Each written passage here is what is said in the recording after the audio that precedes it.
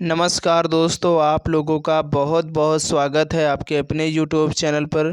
दोस्तों, आज की इस वीडियो में हम लोग डेली की तरह जीके जीएस से संबंधित मोस्ट इम्पोर्टेंट क्वेश्चन डिस्कस करेंगे, जो आपके आने वाले हर एक गवर्नमेंट एग्जाम्स के लिए बेहद इम्पोर्टेंट होंगे। दोस्तों, अगर आप लोग किसी भी एग्ज़ाम्स की तैयारी करते हो तो जीके जीएस के ऐसे क्वेश्चन आपके सभी एग्ज़ाम में अक्सर देखने को मिलते रहते हैं। तो इसलिए दोस्तों, हमारे इस चैनल पर अगर आप लोग पहली बार आए हो तो आप लोग इस चैनल को सब्सक्राइब करना बिल्कुल भी मत भूलिएगा। और दोस्तों, जो क्लास है डेली हमारे इस चैनल पर आप लोगों को शाम 6 बजे और सुबह 6 बजे मिलती रहती है, तो आप लोग इस क्लास को देखना बिल्कुल भी देखना ना भूला करें। तो चलते हैं दोस्तों, आज की इस वीडियो को हम लोग बिना टाइम वेस्ट किए हुए स्टार्ट कर लेते हैं। दोस्तों, आपकी स्क्रीन पर फर्स्ट क्वेश्चन है कि महात्मा बुद्ध को किस स्थान पर महापरिनिर्वाण प्राप्त हुआ था। तो फ्रेंड्स, आपको ध्यान रखना, जो महात्मा बुद्ध थे इनको जो है महापरिनिर्वाण जो प्राप्त हुआ था, तो उस स्थान का नाम है दोस्तों कुशीनगर। क्वेश्चन का ऑप्शन यहाँ पर जो डी है ये बिल्कुल करेक्ट हो जाएगा। आपको ध्यान रखना, बहुत इंपॉर्टेंट प्रश्न है। चलिए, इसके बाद नेक्स्ट क्वेश्चन है कि भगवान बुद्ध ने अपना पहला उपदेश कहाँ दिया था। काफ़ी इंपॉर्टेंट प्रश्न है दोस्तों, सभी एग्जाम्स में पूछा हुआ क्वेश्चन है कि जो भगवान बुद्ध थे इन्होंने अपना जो पहला उपदेश दिया था वो कहाँ पर दिया था। तो दोस्तों, आपको ध्यान रखना, जो सारनाथ है, सारनाथ दोस्तों आपका उत्तर प्रदेश में पड़ता है। ठीक है, तो ये एक ऐसा स्थान है जहाँ पर भगवान बुद्ध ने अपना जो पहला उपदेश है वो दिया था। तो आपको ध्यान रखना, क्वेश्चन का यहाँ पर जो ऑप्शन डी है बिल्कुल करेक्ट हो जाएगा। चलते हैं नेक्स्ट क्वेश्चन की तरफ कि जैन धर्म की पहली संगीति कहाँ हुई थी। आपको दोस्तों याद रखना है, जैन धर्म की जो पहली संगीति का आयोजन हुआ था वो किस स्थान पर हुआ था। तो दोस्तों, पाटलिपुत्र में। यहाँ पर क्वेश्चन का ऑप्शन जो बी है बिल्कुल करेक्ट हो जाएगा और आपको ध्यान रखना है। चलते हैं नेक्स्ट क्वेश्चन की तरफ कि भारत का नेपोलियन किसे कहा जाता है। तो दोस्तों, भारत का जो नेपोलियन है वो किसे कहा जाता है।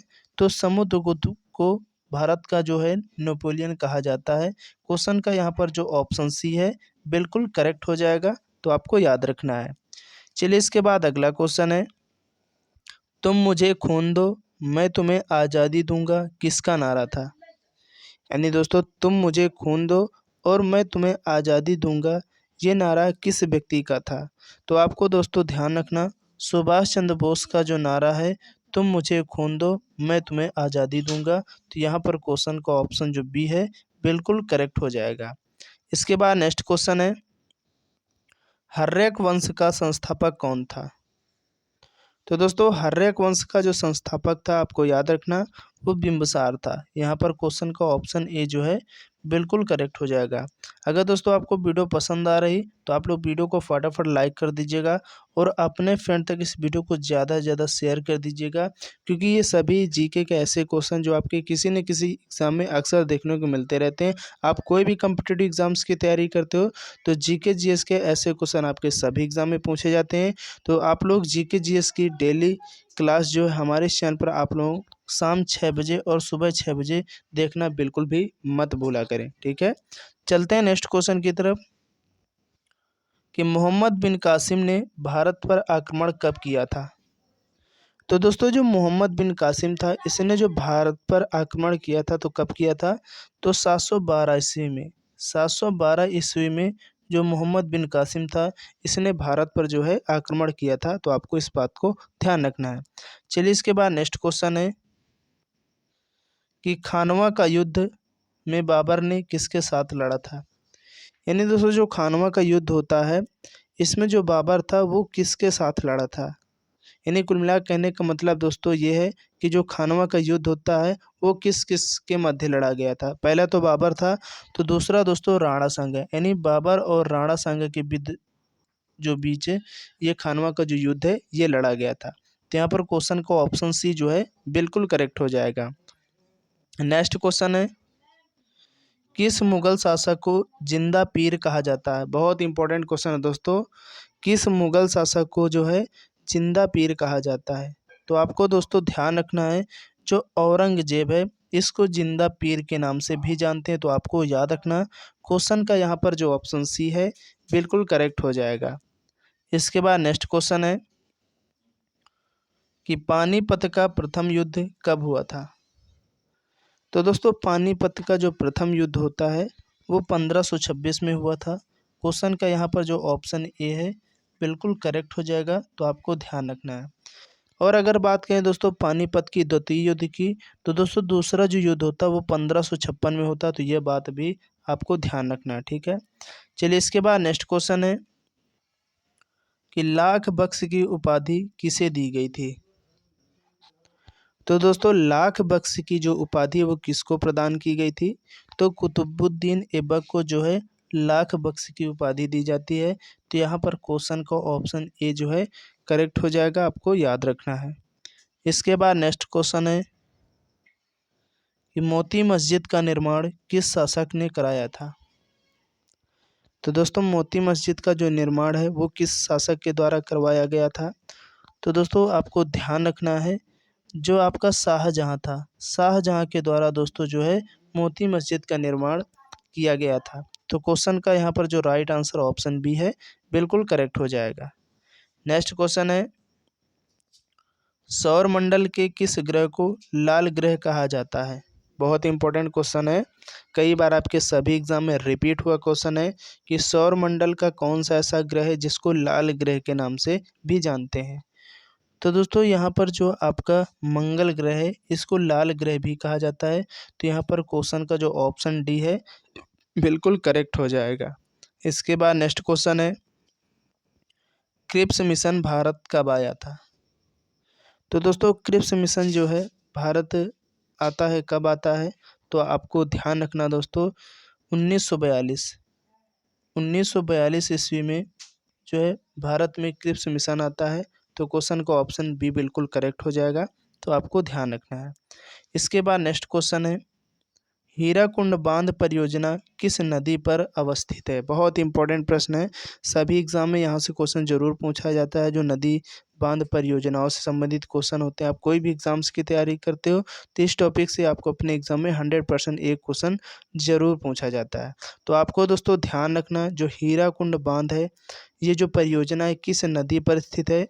तो दोस्तों ये महानदी पर स्थित है। क्वेश्चन का यहाँ पर जो ऑप्शन ए है बिल्कुल करेक्ट हो जाएगा। नेक्स्ट क्वेश्चन है कि भारत का सर्वाधिक तट रेखा वाला राज्य कौन सा है। ये भी क्वेश्चन बहुत इंपॉर्टेंट है, तो आपको ध्यान रखना दोस्तों भारत का जो सर्वाधिक तट रेखा वाला राज्य है वो कौन सा है। तो दोस्तों वो है आपका गुजरात राज्य। यहाँ पर क्वेश्चन का ऑप्शन बी जो है करेक्ट हो जाएगा। नेक्स्ट क्वेश्चन है कि रजत क्रांति का संबंध किससे है। नहीं दोस्तों जो रजत क्रांति है इसका संबंध किससे है, मांस उत्पादन से या अंडा उत्पादन से या कोयला उत्पादन या झींगा मछली उत्पादन। तो दोस्तों आपको ध्यान रखना रजत क्रांति का जो संबंध है वो किससे है, वो दोस्तों अंडा उत्पादन से है। क्वेश्चन का यहाँ पर जो ऑप्शन बी है बिल्कुल करेक्ट हो जाएगा। नेक्स्ट क्वेश्चन है संविधान सभा की प्रथम बैठक कब हुई थी। तो दोस्तों संविधान सभा की जो पहली बैठक होती है वो कब हुई थी। तो दोस्तों 9 दिसंबर 1946 को संविधान सभा की जो पहली बैठक होती है। इसके बाद नेक्स्ट क्वेश्चन है कि संविधान की किस अनुसूची में 3 सूचियों का वर्णन किया गया है। यानी आपको यहाँ पर बताना है कि संविधान की ऐसी कौन सी अनुसूची है जिसमें 3 सूचियों का वर्णन मिलता है। बहुत इंपॉर्टेंट क्वेश्चन है, आपके हर एक एग्जाम में पूछा गया, तो आपको ध्यान रखना है संविधान की जो ऐसी कौन सी अनुसूची है जिसमें 3 सूचियों का वर्णन मिलता है। तो दोस्तों आपकी जो 7वीं अनुसूची है इसमें 3 सूचियों का वर्णन मिलता है, तो आपको इस बात को ध्यान रखना है। चलिए इसके बाद नेक्स्ट क्वेश्चन है, अगर बात करें दोस्तों यहाँ पर जो 7वीं अनुसूची इसमें जो 3 सूचियाँ वो कौन कौन सी हैं ये भी आपको ध्यान रखना है। संघ सूची हो गई आपकी, राज्य सूची हो गई और आपकी तीसरी जो है समवर्ती सूची हो गई। तो ये बात आपको ध्यान रखना, ये तीनों पॉइंट्स आपके एग्जाम में यहाँ से क्वेश्चन जरूर पूछता है। चलिए इसके बाद अगला क्वेश्चन है और आज की इस वीडियो का लास्ट क्वेश्चन है कि शासन की संसदीय प्रणाली किस देश से ली गई है। यानी दोस्तों शासन की जो संसदीय प्रणाली है ये किस देश के संविधान से ली गई या किस देश से अपनाई गई है। तो आपको दोस्तों ध्यान रखना है ब्रिटेन देश से। यहाँ पर क्वेश्चन का जो ऑप्शन बी है बिल्कुल करेक्ट हो जाएगा। तो उम्मीद करते हैं दोस्तों आज का जो सेशन है आप लोगों को काफ़ी ज़्यादा पसंद आया होगा। तो आप लोग प्लीज़ वीडियो को लाइक कर देना और ज़्यादा से ज़्यादा आप लोग अपने दोस्तों तक इस वीडियो को शेयर कर देना।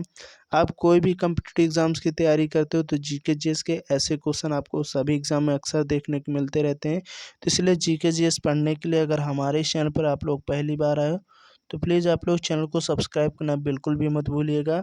और ये जो क्लास है जीके जीएस की डेली हमारे इस चैनल पर आप लोगों को सुबह 6 बजे और शाम 6 बजे हमारे इस चैनल पर आपको को मिलती रहती है। तो इसलिए आपको इस क्लास को देखना बिल्कुल भी नहीं भूलना है और ज़्यादा से ज़्यादा अपने दोस्तों तक इस वीडियो को शेयर भी करना है। तो चलते हैं दोस्तों नेक्स्ट वीडियो के लिए, तब तक के लिए जय हिंद, जय भारत।